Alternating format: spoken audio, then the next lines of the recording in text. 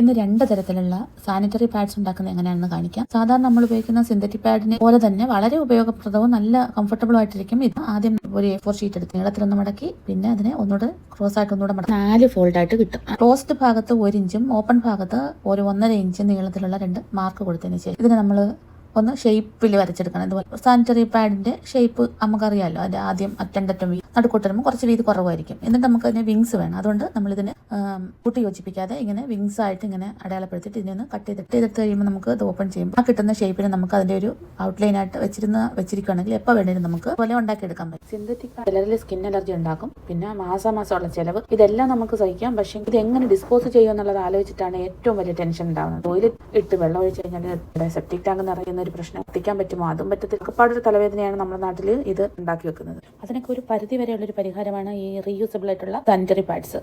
പക്ഷേ ഈ റീയൂസബിൾ പാഡിന്റെ പ്രശ്നം എന്താണെന്ന് വിചാരിച്ചാൽ പെട്ടെന്ന് കഴുകിയിട്ട് ഉണങ്ങി കിട്ടത്തില്ല. പ്രത്യേകിച്ച് നമ്മുടെ കാലാവസ്ഥയിൽ മഴയൊക്കെ ആയതുകൊണ്ട് ഇപ്പോൾ ഹൈജീൻ്റെ ഒരു പ്രശ്നം വരും. അപ്പോൾ അതിനൊരു പരിഹാരം എന്ന നിലയിലാണ് ഞാൻ രണ്ടാമത് മറ്റൊരു പാഡ് ഉണ്ടാക്കുന്നത്. അതൊരു പക്ഷേ ഇതിന് ഈ ഒരു പോരായ്മ പരിഹരിക്കാൻ അത് ഉപകരിക്കും. കണ്ടില്ലേ, ഇതാണ് എൻ്റെ ഷേപ്പ് കിട്ടുക. നമുക്ക് ഇനി ഇതിൻ്റെ പോലെ ഒരെണ്ണം കൂടെ വേണമെങ്കിൽ ഉണ്ടാക്കി വെച്ചേക്കാം, അല്ലെങ്കിൽ ഈ സെയിം തന്നെ നമുക്ക് യൂസ് ചെയ്ത് രണ്ടാമത്തെ ഉണ്ട്. ഞാനിവിടെ 2 ഉണ്ടാക്കിയിട്ടുണ്ട്. ഇനി ഇത് ഉണ്ടാക്കുമ്പോൾ ശ്രദ്ധിക്കേണ്ട കാര്യം, ഇത് നമ്മൾ പ്യുവർ കോട്ടൺ തുണി തന്നെ, കാരണം കോട്ടൺ തുണി മാത്രമേ നമുക്ക് ആ ഒരു അബ്സോർഷൻ പവറും ഉണ്ടാവുള്ളൂ. അത് മാത്രമേ നമുക്ക് ഡ്രൈ ആക്കി വെക്കത്തുള്ളൂ, സ്കിൻ അലർജി ഒന്നും ഉണ്ടാക്കാതിരിക്കത്തും. ഞാനിവിടെ ഒരു കോട്ടൺ തുണി എടുത്തിട്ട് അതിനെ ഒരു ക്രോസ് ടൈപ്പ് ആയിട്ടാണ് ഇട്ടേക്കുന്നത്. കാരണം ഒരു ഇച്ചിരി ഒരു ഫ്ലെക്സിബിൾ ആയിട്ടിരിക്കുമ്പോൾ ഒരു വലിഞ്ഞ് കിട്ടും എന്നുള്ളത് കൊണ്ടാണ് ഞാൻ ക്രോസ് ആയിട്ട് മടക്കി ഇട്ടേക്കുന്നത്. സ്ട്രൈറ്റ് ആയിട്ട് ഉണ്ടാക്കിയാലും കുഴപ്പമൊന്നുമില്ല. അപ്പോൾ നമ്മൾ ഉണ്ടാക്കിയ ഈ മുട്ടയിൽ നമ്മൾ അതിന്റെ മുകളിൽ വെച്ചിട്ട് സെയിം ആയിട്ട് വെട്ടിയെടുക്കണം. അതിന് ആ ഒരു പിന്നൊക്കെ കുത്തി ചെയ്യുവാണെങ്കിൽ ഭയങ്കര ഈസി ആയിരിക്കും. അങ്ങനെ വരച്ച് എടുത്തതിന് ശേഷം നമുക്ക് ഒന്ന് വെട്ടിയെടുക്കണം. നാട്ടിൽ നല്ല ടവലുകൾ കടകളിൽ മേടിക്കാൻ കിട്ടും, നല്ല കട്ടിയുള്ള കോട്ടൺ ടവൽസ്.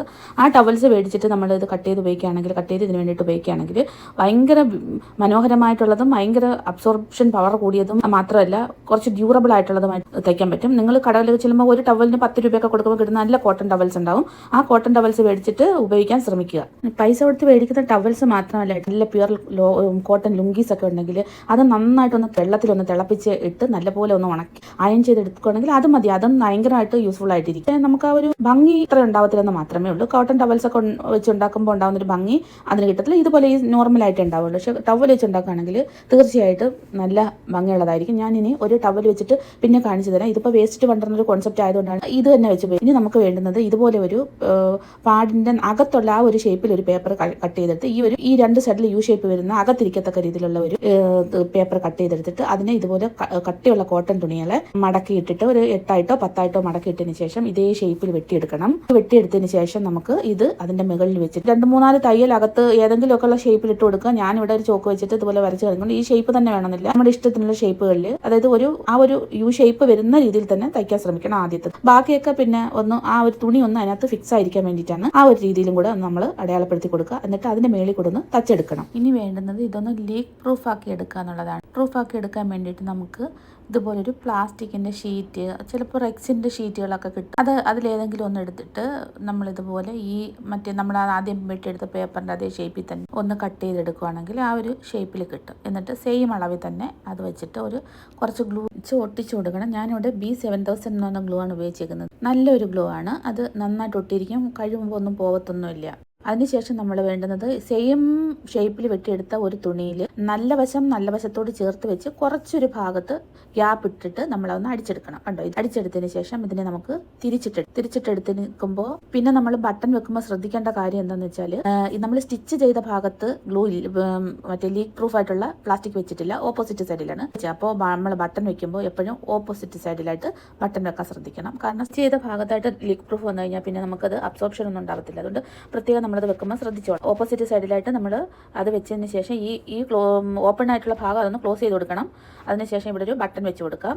ബട്ടൺ വെച്ച് കൊടുക്കാം. ഞാനിവിടെ മേടിക്കാൻ കിട്ടുന്ന ഒരു മെഷീൻ ഉണ്ടല്ലോ, അത് വെച്ചിട്ട് വളരെ എളുപ്പമാണ്. ഉള്ളൊരു ഭാഗം ഉണ്ടാകും, അത് അതിനകത്തോട്ട് വെച്ച് അടിച്ചിട്ട് പെട്ടെന്ന് തന്നെ നമുക്ക് ബട്ടൺ ഫിറ്റ് ചെയ്തെടുക്കാം. ബട്ടൺ ഫിറ്റ് ചെയ്യുന്നത് ഇത് കണ്ടോ, വളരെ എളുപ്പമാണ്. ഈ മെഷീൻ ഉണ്ടെങ്കിൽ നമുക്ക് ബട്ടണൊക്കെ വെക്കാൻ വളരെ എളുപ്പമായിട്ട് തന്നെ ബട്ടൺ വെച്ചെടുക്കാൻ പറ്റും. അങ്ങനെ നമ്മുടെ ആദ്യത്തെ ഇത് തീർന്നിരിക്കുന്നുണ്ടോ, ഇതുപോലെ നമ്മൾ വെച്ചടിച്ചാൽ മതി. ഇനി ഞാൻ രണ്ടാമത് പറഞ്ഞ മെത്തേഡാണ് നമ്മൾ ചെയ്യാൻ പോകുന്നത്. അത് ഇതിനെക്കാട്ടിലും വളരെ എളുപ്പമാണ്. കാരണം പെട്ടെന്ന് കഴുകി ഉണക്കാനും എടുക്കാനും ഒക്കെ അത് എളുപ്പമാണ്.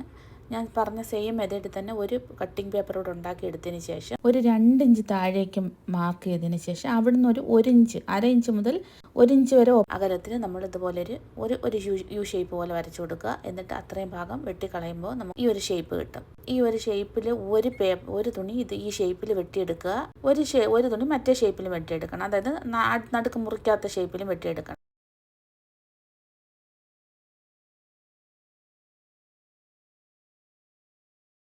അതിനുശേഷം ഒരു തുണിയിൽ ഇതുപോലെ അടയാളപ്പെടുത്തിയിട്ട് അതൊന്ന് മാർക്ക് ചെയ്തെടുത്തിട്ട് മറ്റൊരു തുണി ഇതിൻ്റെ നല്ല വശത്തേക്ക് നല്ല വശം ചേർത്ത് വെച്ചിട്ട് ഈ മാർക്ക് ചെയ്ത ഭാഗത്തുകൂടെ നമുക്കൊന്ന് അടിച്ചെടുക്കണം.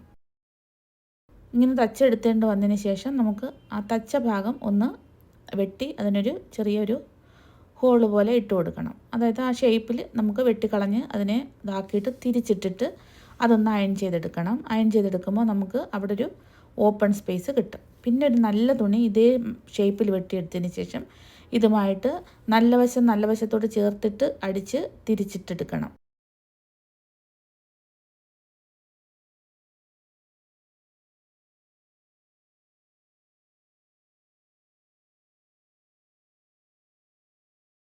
വിങ്സൊക്കെ അകത്തോട്ട് മടക്കി വെച്ച് ഒന്ന് അടിച്ചു കൊടുക്കാം. അതിന് ശേഷം ഇതൊന്ന് അയൺ ചെയ്തെടുക്കണം. എന്നിട്ട് അതിന് ബട്ടൺസും കൂടെ വെച്ച് കൊടുത്താൽ മതി. നേരത്തെ നമ്മൾ ബട്ടൺ എങ്ങനെയാണ് വെച്ചാൽ അതുപോലെ തന്നെ ബട്ടൺസ് കൂടെ വെച്ച് കൊടുത്തു കഴിഞ്ഞാൽ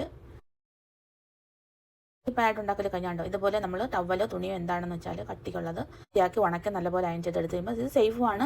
എല്ലാവരും ഇതൊന്ന് ട്രൈ ചെയ്ത് നോക്കണം കേട്ടോ. നല്ല ഉപയോഗമുള്ള ഒരു സാധനമാണ്. ഒന്നുമില്ലെങ്കിലും നമ്മൾ വീട്ടിൽ നിൽക്കുന്ന സമയത്തെങ്കിലും ഇത് യൂസ് ചെയ്യാൻ പറ്റും. കാരണം റാഷസ് ഒന്നും ഉണ്ടാവത്തില്ല ഇങ്ങനെയുള്ള നമ്മൾ നാച്ചുറൽ ആയിട്ടുള്ള സാധനങ്ങൾ യൂസ് ചെയ്യുമ്പോൾ. സിന്തറ്റിക് ഫൈബർ കൊണ്ടുള്ള സാനിറ്ററി നാപ്കിൻസിനേക്കാൾ ആരോഗ്യകരമായിട്ട് തന്നെ നല്ല ഗുണമുള്ളതാണ്.